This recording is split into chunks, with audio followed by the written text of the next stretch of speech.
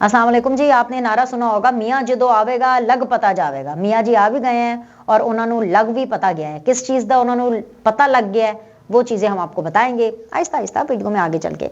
इसके अलावा एक माहौल बना हुआ है, कितने दिन, 34 दिन रह गए हैं इंतखाब में, और लग ये रहा है कि एक जो जनरल परसेप्शन है कि सुप्रीम कोर्ट के अलावा, क्योंकि सुप्रीम कोर्ट ने तो पत्थर पर लकीर लिखी हुई है ना 8 फरवरी, उनके अलावा लगता है कि और कोई भी नहीं चाहता कि इलेक्शन हो। ना मौलाना फजलुर रहमान साहब की जमात चाहती है। मौलाना साहब क्यों नहीं चाहते कि इंतखाबात हों, इस बारे में भी हम बात करेंगे। पाकिस्तान तहरीक इंसाफ नहीं चाहती कि इंतखाबात हों, वो क्यों नहीं चाहती, इस बारे में भी बात करेंगे। पीपल्स पार्टी भी नहीं चाहती कि इंतखाबात हों, नून लीग भी नहीं चाहती कि इंतखाबात हों। अंदर से वो कहते हैं ना, पंजाबी में एक लफ्ज होता है टिड्डो, कोई नहीं चाहता कि इंतखाबात हो, सवाए सुप्रीम कोर्ट के। अब क्या वजूहात हैं, क्या सूरत हाल है, ये सब मैं आपके सामने रखूंगी। लेकिन सबसे पहले जरा हम बुशरा बीबी की बेरुखी का जिक्र कर लें। मतलब बुशरा बीबी की हम इस एटीट्यूड का जिक्र कर लें कि बुशरा बीबी और इमरान खान साहब के बीच में सब अच्छा नहीं चल रहा है। मैं ये क्यों कह रही हूँ सब अच्छा नहीं चल रहा है, क्योंकि पिछले 2 हफ्ते से, जी हाँ, पिछले 2 हफ्ते से इमरान खान साहब की कोई मुलाकात बुशरा बीबी से नहीं हुई।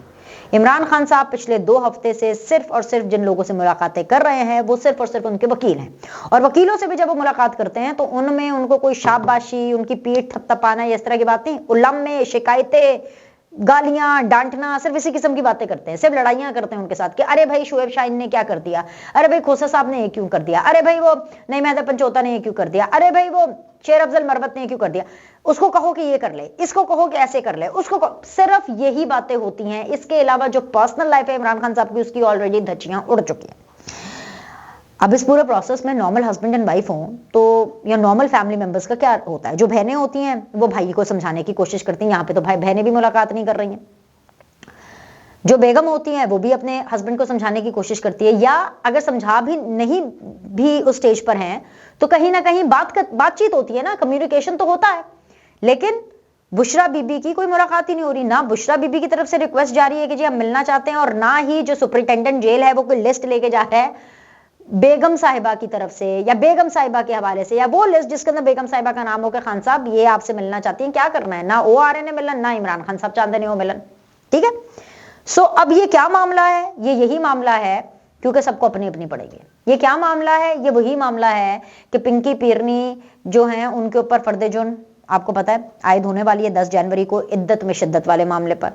इसके अलावा इमरान खान साहब करीब बाहर आते हुए दिखाई नहीं दे रहे हैं, तो वो कहते हैं ना कि सबको अपनी अपनी पड़ी हुई है। ये वो वाला मामला है कि सबको अपनी अपनी पड़ी हुई है। इमरान खान साहब की पर्सनल और प्रोफेशनल लाइफ में पसूड़ी आई हुई है, और ये वो वाली पसूड़ी है जो कि अभी कुछ अरसे स्टे करने वाली है।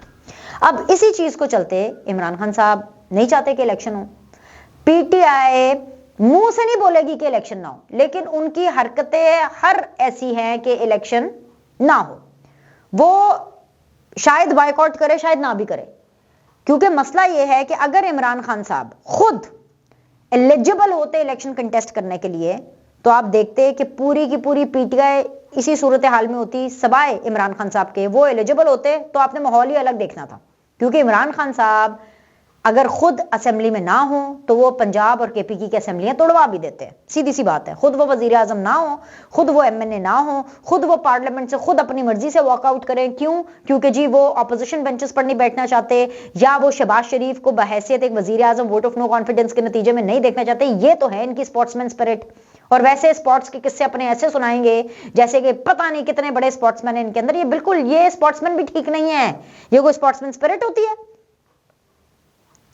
मामला ये है कि इमरान खान साहब का जो मेजर इशू है वो ये है, इमरान खान साहब का, कि वो ये चाहते हैं कि इस हद तक हाइप क्रिएट कर दी जाए कि इलेक्शन जो हो भी रहे हैं इनको माइनस करके उसके बावजूद भी ये पूरे लोगों के सामने 8 फरवरी के बाद यानी 9 फरवरी वाले दिन ये रोला डाल सके कि देखिए जी हम तो मजलूम, हमारे पे तरस खाओ, हम सिंपैथी कार्ड खेलना चाहते, देखो जी कितना बुरा हो गया हमारे साथ। तो पीटीआई का तो ये मामला है।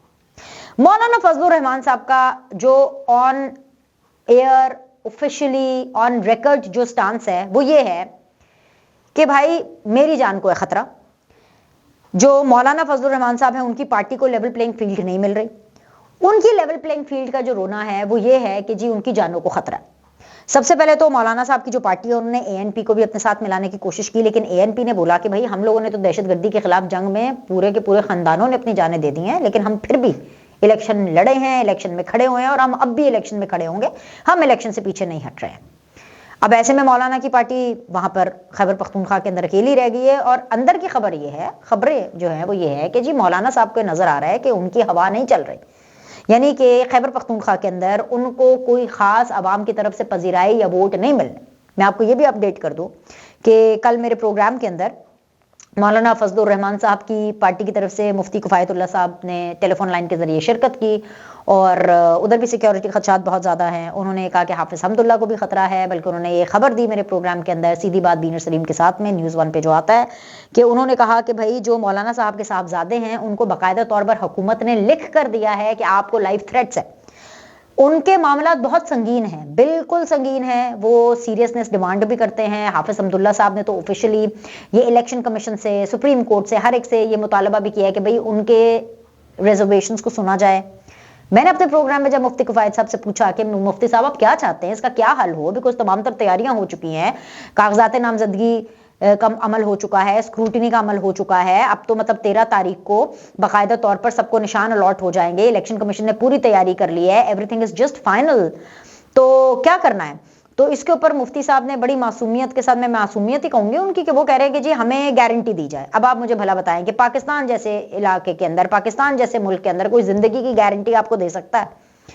और फिर वो ये कहते हैं कि थोड़े दिन आगे इलेक्शन कर लें। थोड़े दिनों की बात नहीं है, 8 फरवरी है इलेक्शन की डेट, फरवरी का जो महीना है वो 28 दिनों का होता है और 28 फरवरी तक ही टाइम है। भाई मैं नहीं बोल रही कि आप आगे करें, मैं नहीं चाहती कि भाई जो चीफ जस्टिस साहब हैं वो मेरे ऊपर किसी किस्म का कोई कंटेम्प्ट लगाएं। उन्होंने 8 फरवरी बोला, हम भी 8 फरवरी बोलते हैं, पर मुद्दा ये है कि 28 फरवरी तक ही बस टाइम है, 8 को नहीं चले अगर होने तो 28 को आप करवाना चाहते हैं मौलाना साहब फॉर एग्जांपल, तो फिर भी मार्च से पहले होने ही होने हैं, क्योंकि मार्च को सेनेट का इलेक्शन है।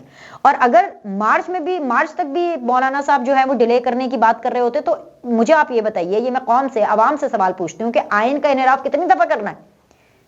नहीं हो सकता ना बार बार। कंसर्न्स इनके बिल्कुल वैलिड है, लेकिन मोहतरमा शहीद बेनजीर भुट्टो साहिबा को शहीद किया गया, उसके बाद हमने देखा बिलावल घर नहीं बैठे, बिलावल बाहर निकले, एएनपी की मिसाल हमारे सामने है। तो ये कौन और कैसे डिसाइड करेगा कि जब भी इलेक्शन होंगे तब हर पॉलिटिकल पार्टी के लिए, हर एक के लिए बिल्कुल एकदम आइडियल सूरत हाल होगी? और अगर आज मौलाना साहब की पार्टी को प्रॉब्लम है, उनको लाइफ थ्रेट्स हैं, तो कल को नून लीग कह सकती है, कल को पीपल्स पार्टी कह सकती है, एएनपी कह सकती है, कल को पीटीआई कह सकती है, कल को एमक्यूएम कह सकती है, हर जमात कह सकती है। तो भाई मौलाना साहब की लाइफ थ्रेट्स जो हैं वो बिल्कुल एक बहुत सीरियस इशू है पाकिस्तान में। मैं तो कहती हूँ हर लीडर के लिए उनको बिल्कुल सिक्योरिटी प्रोवाइड करनी चाहिए, सब कुछ है, लेकिन ये जो वो गारंटी मांग रहे हैं और इस बेस के ऊपर इंतखाबात का डिले का मुतालबा कर रहे हैं, ये सूरत हाल बड़ी संगीन है। ये एटलीस्ट ये तासुर देती है, नो डाउट कि मेरे पास मौलाना साहब की पार्टी का एक ऑफिशियल मौक़िफ़ है जो कि मेरे शो में भी आया और वो लगातार आता जा रहा है, क्योंकि हम उनसे बात करते जा रहे हैं, लेकिन ये तासुर जा रहा है कि क्योंकि मौलाना साहब की पार्टी खैबर पख्तूनख्वा के अंदर इतनी पॉपुलर नहीं है, नून लीग भी उनके साथ कोई ठीक तरह से सीट एडजस्टमेंट नहीं कर रही है, एंड द पॉइंट इज कि वहां पर जो पाकिस्तान तहरीक इंसाफ पार्लियामेंटेरियन है वो आगे स्ट्रॉन्ग जा रही है, फिर नून लीग है, फिर उसके बाद ऑफकोर्स पाकिस्तान पीपल्स पार्टी भी खैबर पख्तूनख्वा के अंदर अपना कोई असर रसूख रखती है, फिर मौलाना साहब की, यानी इतना डिवाइडेड वोट बैंक है कि कोल्ड स्पीट हो रहा है। जैसे कहते हैं ना कि पैनिक अटैक हो रहा है, कितना सब कुछ करने के बाद भी अगर खैबर पख्तूनख्वा के अंदर वो पजीराई ना मिली तो ये बड़ी बस्तीजई हो जाएगी। तो ये एक जा रहा है। आज जी पाकिस्तान पीपल्स पार्टी में जिस टाइम पे मैं ये वीडियो रिकॉर्ड कर रही हूँ, बिलावल भुट्टो जरदारी साहब लाहौर में मौजूद हैं और हमें मालूम ही नहीं, मतलब वैसे हमें मालूम है, लेकिन द पॉइंट इज के इलेक्शन हो रहे हैं। कितने दिन मैंने आपको बताया था? 34 दिन इलेक्शन में हो, चेयरमैन बिलावल भुट्टो पंजाब में हो, लाहौर में हो, और कोई हिल्ला शेरी कोई पता ही ना हो, तो मतलब कि वो भी कह रहे हैं जी तक्के से ही कुछ ना कुछ करें। नून लीग की अगर मैं बात करूं, जैसे मैं आपको बता रही थी कि नून लीग का क्या है कि मियाँ जो आवेगा लग पता जाएगा, मियाँ साहब को पता लग रहा है, मियाँ साहब को पता लग रहा है कि जिस तरह से शहबाज शरीफ साहब ने वोट ऑफ नो कॉन्फिडेंस के टाइम के ऊपर जिन जिन लोगों ने पीटीआई को छोड़ करके इस साइड का साथ दिया था, उन सबको इन्होंने एडजस्ट करना ही करना है, क्योंकि इनके गारंटर्स कोई और हैं। इनको जिन लोगों ने गारंटियां कराई हैं, शहबाज शरीफ साहब ने उन गारंटियों को पूरा करना है, और लिहाजा जो नवाज शरीफ साहब है वो उनके ऊपर ये लागू होता है कि उन्होंने शहबाज शरीफ साहब की दी हुई गारंटीज को फुलफिल करना है एट एनी कॉस्ट। अब फड्डा ये हो रहा है कि मियाँ साहब आसमान को देख रहे हैं, मियाँ साहब ऊपर देख रहे हैं कि हैं इलेक्शन के नहीं है, तो 11 या 12 तारीख को इन्होंने अपनी इलेक्शन लिस्टें निकालनी है। मगर खुशखबरी क्या है कि बलूचिस्तान, हम जैसे लोगों का मुंह बंद कराने के लिए, बलूचिस्तान की जो लिस्टें हैं वो तकरीबन कोई 40 के करीब कैंडिडेट्स हैं। जरा मैं देख लूं कितने हैं एग्जैक्टली। हाँ जी, 2 सफ़ात की लिस्ट है, वो कोई 40 के करीब कैंडिडेट्स हैं। उन्होंने जो है जनाब वो बलूचिस्तान की जो लिस्ट है वो उन्होंने जारी कर दी। हाँ जी, 43 के करीब एग्जैक्टली 43 है एग्जैक्टली। पीएमएलएन ने जो है ये बलूचिस्तान की लिस्ट जारी कर दी है, लेकिन ये हम भी जानते हैं कि बलूचिस्तान की सीट्स, बलूचिस्तान के जो मामलात हैं वो सेनेट के हद तक, सेनेटर्स के पॉइंट ऑफ व्यू से तो बहुत मैटर करते हैं, लेकिन अगर वजीर आजम की बात हो, वजारत उज़्मा की बात हो, तो वजीर आजम उसी का जिसकी जीटी रोड है, यानी पंजाब जिसका है, वजीर आजम भी उसी का होता है। इसीलिए तो बिलावल भी खड़े होकर ये थोड़ी ना कह रहे होते कि सेंचुरी पूरी करनी है और पंजाब भी हमें चाहिए, और सेंचुरी भी क्यों, क्योंकि वजीर आजम वही बनता है जिसको पंजाब से वोट मिलता है।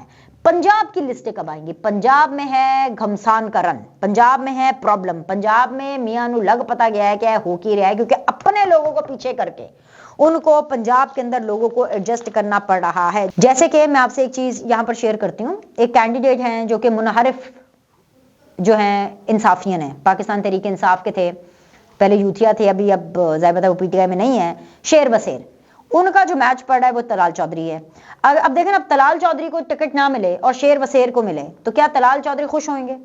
तलाल चौधरी ने शाह से ज्यादा शाह की वफादारी कह ले, उन्होंने नून लीग की खातिर, पार्टी की खातिर, नवाज शरीफ की खातिर डिस्क्वालिफिकेशन सही है, और अगर उनको ना टिकट मिले और शेर बसेर को मिले तो आप मुझे खुद बताएं ये कहाँ इंसाफ है? अगर आप मुझे बताएं कि अगर अयाज सादिक जैसे लोग, रुहेल असगर जैसे लोग, यानी इस लेवल के अगर लोग वो वेट कर रहे हैं कि जी हमें नहीं पता कि हमारी टिकट, हमारी जो कॉन्स्टिट्यूएंसी है वो कौन सी है, हमें कौन सा टिकट मिलना है, it's still dicey, I am telling you, it is still dicey. बल्कि जहां तक मुझे खबर है, मुझे तो यहां तक पता है कि रुहेल असगर साहब जैसे लोग जो है, रुहेल असगर साहब जो है बड़े सीनियर मेंबर है, वेरी वेरी रिस्पेक्टेबल, और मेरा उनसे ताल्लुक भी बड़ा अच्छा है, वो 2 सीटें मांग रहे हैं, यानी एक उनका अपना हल्का, एक उनका अपने बेटे का हल्का। मामला यह है कि ऐसे लोग कहां जाएंगे जिन्होंने पार्टी का मुश्किल वक्त में साथ दिया है, और ऐसे बहुत से लोग हैं। ये तो मैंने सिर्फ एक आपको देख चखाने के लिए ऊपर के 2-3 दाने उठा करके दिए हैं। मियां नू लग पता गया है, उन्होंने लग रहा है पता कि मियां जो आवेगा लग पता जावेगा, एवं ये नारा नहीं बनाया था। अब प्रॉब्लम यह है कि जो गारंटर्स हैं उनकी गारंटियां भी पूरी करनी है, तो जब बिल्कुल एंड पे 9-10 तारीख को जब पता चल जाएगा ना कि भाई अभी 13 को तो निशान मिलना ही मिलना है और ये तो हर हालत में हो रहा है, तो 11 या 12 को जो आप देखिएगी कि पंजाब की लिस्टें और इधर उधर से आपको जो लिस्टें हैं ना वो आपको मिलना शुरू हो जाएंगी, और फिर मियां जी ने अपनी कैंपेनिंग शुरू करनी है। फिर मियां जी ने कैंपेनिंग शुरू करनी है, मियां जी ने बाहर निकलना है, और तमाम हलकों में नहीं जाना, उन्होंने चूज कर लेने हैं कोई 3, 4, 5 ऐसे अहम स्पॉट्स जहां पर मियां साहब ने खुद जाकर के कैंपेन करनी है। 3-4 अहम स्पॉट्स मरीम नवाज ने अपने सेलेक्ट करने हैं, क्योंकि अभी तक उनके ऊपर बहुत बड़ा सवालिया निशान है, भाई कौन सी ऐसी गारंटियां हो गई हैं पार्टी को कि ना मरियम बीबी बाहर निकलनी है, ना मियां साहब बाहर निकल रहे हैं। देखें ना, लंदन से आए हैं तो इलेक्शन कैंपेनिंग के लिए तो निकलना चाहिए ना, मतलब मियां साहब निकले, बाहर निकले, आप निकलेंगे बाहर तो पीटीआई का तोड़ होगा, आप निकलेंगे तो जो नफरत का बीज बोया हुआ है ना आपके मुखालिफिन ने आपके लिए, तभी वो बीज जो है वो खत्म होगा। आप पता नहीं मियां साहब क्यों नहीं निकल रहे, पता नहीं मरियम क्यों नहीं निकल रही है, कौन इनको एडवाइस कर रहा है, कौन इनको मना कर रहा है कि जी आपने बाहर नहीं निकला, बाहर निकलें, काम करें। आपको नहीं पता, लोग आपकी तलाश में अगर नहीं निकलेंगे बाहर तो फिर नहीं पड़ेगा वोट। जागते रहना तो किसी से ना रहना, मैं सिर्फ ये कहूंगी। लाइक करें, सब्सक्राइब करें, आपसे अगली वीडियो में मिलते हैं।